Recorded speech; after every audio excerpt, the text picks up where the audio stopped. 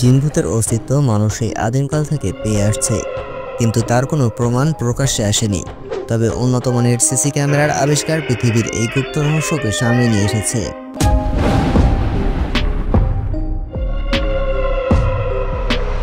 যেমন এখানে এই মানুষটার দিকে লক্ষ্য করুন।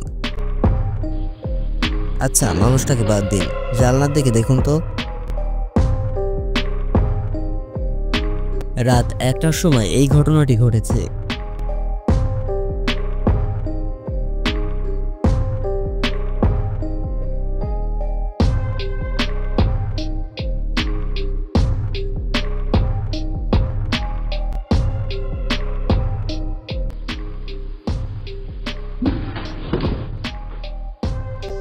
এর পরের সিনটা দেখার জন্য নিজেকে প্রস্তুত করুন এবং আপনার হার্টের সমস্যা থাকলে দেখবেন না।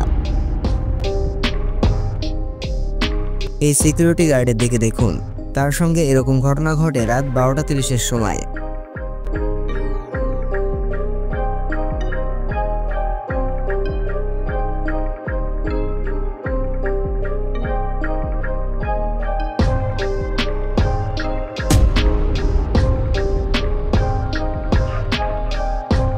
তবে তিনি ওই সময় কিছুই বুঝে উঠতে পারেনি এবং পরে যখন রেকর্ডিং চেক করা হয়েছিল তখন সবার সামনে আসে এই ঘটনা।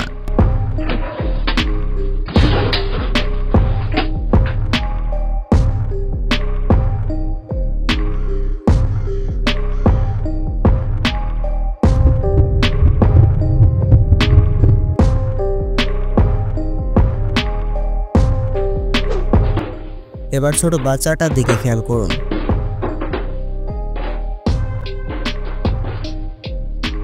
দরজা কিভাবে একাই খুলে গেল।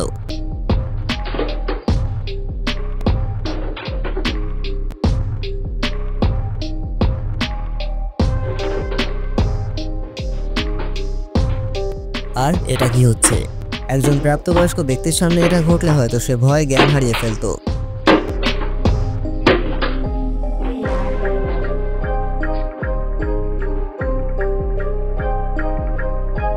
আচ্ছা, এগুলো বাদ দিন। এবার আমার বাবার জীবনে ঘটে যাওয়া এক বাস্তব অভিজ্ঞতা বলি। আমার বাবা যখন যুবক ছিল তখন একদিন সকালে ফজরের নামাজ পড়তে আমাদের পারিবারিক মসজিদে যান।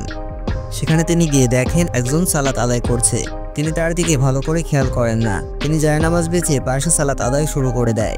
নামাজের শেষ পর্যায়ে তিনি সালাম ফিরে দেখেন তার পাশে আর কেউ নেই এবং পরবর্তীতে তিনি জানতে পারেন যারা ওই মসজিদে নামাজ পড়তো তাদের মধ্যে কেউ ওই দিন সকালে ওইখানে নামাজ পড়তে যাননি।